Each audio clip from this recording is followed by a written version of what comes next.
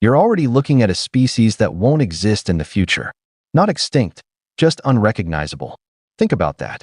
Every human alive today, gone, replaced by something else. But here's the strange part. Evolution might not even be in control anymore. So what will humans look like in 10,000 years? In 1 million? Taller? Smarter? Or something far more unsettling? And here's the real question. What if the version of human that survives isn't fully human at all? Let's start simple. 6 million years ago, we weren't even us. We were something closer to apes.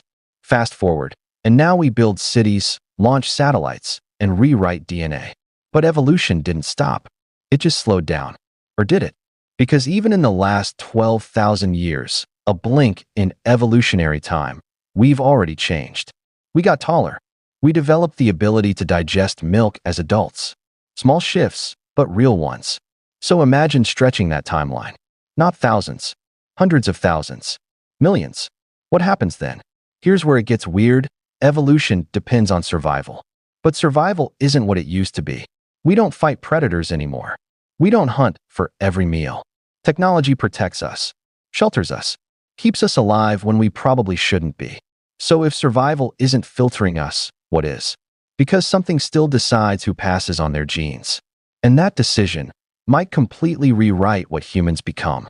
But that's not even the craziest part, because the biggest change might not come from nature at all. It might come from us. And that's when everything changes. Evolution sounds simple. The strongest survive. The weakest disappear. But that idea? It's outdated. Because today, strength barely matters. And this is where it gets weird. Modern humans don't evolve based on survival anymore. We evolve based on choices. Culture. Lifestyle. Think about it. Who has children today?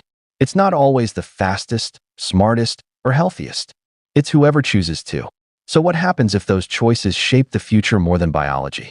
Here's a twist. Evolution becomes unpredictable, almost random. If certain traits, good or bad, keep getting passed on, they don't disappear. They spread. That means the future human might not be stronger or smarter, but simply different. But here's the strange part. There's another force quietly rewriting everything. Technology.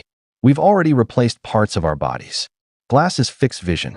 Pacemakers control hearts. Artificial limbs outperform real ones.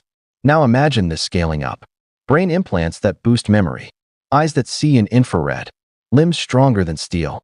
At what point do we stop evolving and start upgrading? And this raises a terrifying question. If we can design ourselves, do we still need evolution at all? Because if we control our genes, editing out diseases, selecting traits, natural selection disappears completely. No randomness. No survival filter. Just design. But that's not even the craziest part. Because once you can design humans, you can redesign what human even means. And that's when evolution stops being natural and becomes something far more powerful. But let's pause. What if none of that happens? What if we don't fully merge with technology? What if evolution keeps going the old-fashioned way? Then things get unexpected because we already have clues. Humans are getting taller. That's been happening for thousands of years. Better nutrition, better health. But here's the strange part. Our brains are actually shrinking. Sounds bad, right? It's not. They're becoming more efficient. Less wasted space. More optimized processing. So imagine this trend continuing. Taller bodies. Smaller, hyper-efficient brains. And suddenly, the image starts to feel familiar. Almost alien. But that's just the beginning. Because evolution follows the environment. Always. And the future environment? Completely unpredictable. What happens if Earth becomes hotter? If temperatures rise beyond comfort, humans might evolve to handle extreme heat. Thinner bodies, less body hair, better cooling systems. But here's where it gets weird. What if we leave Earth entirely? Mars, other planets, different gravity, different atmospheres. Now evolution splits. Humans on Earth evolve one way, humans on Mars another. Lower gravity could mean taller, more fragile bodies, different bone structures, altered circulation. And over time, those differences grow, until one day, they're not the same species anymore. Two versions of humanity, separated not by distance, but by biology. But that's not even the craziest part, because there's still one factor we haven't fully considered, and it changes everything. Here's the twist that flips everything upside down. Evolution might not decide the future of humans. Humans might decide the future of evolution. Think about that. For billions of years, life evolved through randomness, mutation, natural selection, no control. But now, we can edit DNA. Not in theory. In reality, we can remove diseases before a child is even born, change traits, influence abilities. And this is where it gets weird. If we keep going, evolution doesn't just slow down. It stops. Because why wait millions of years for change when you can do it instantly? Want stronger muscles? Done. Sharper vision? Done. Higher intelligence? Potentially done. But here's the problem. Who decides what's better? Because once humans start designing humans, differences won't just happen naturally. They'll be chosen. And that creates a dangerous split. Some people enhanced, others not. Over time, those differences could become so extreme, they're no longer the same kind of human. Not metaphorically, literally. Different capabilities, different limits, different identities. And that's when evolution turns into something else entirely.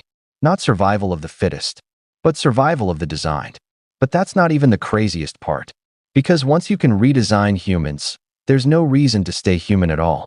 And that leads to one final, unsettling possibility. What if the future human doesn't look human at all? Not taller, not smarter, not just improved. Completely different. Because if evolution continues naturally, we change slowly, gradually, almost invisibly. But if we take control, change becomes instant, radical, unpredictable. And this is where everything collides. Natural evolution, technology, environment, choice, all pushing humanity in different directions at once. So what wins? Do we become hyper-efficient biological beings? Do we split into multiple species across different planets? Or do we abandon biology altogether, merging with machines until there's nothing left of what we once were? And here's the strange part. No matter which path we take, one thing is certain. The humans of the future won't recognize us, just like we barely recognize what we came from.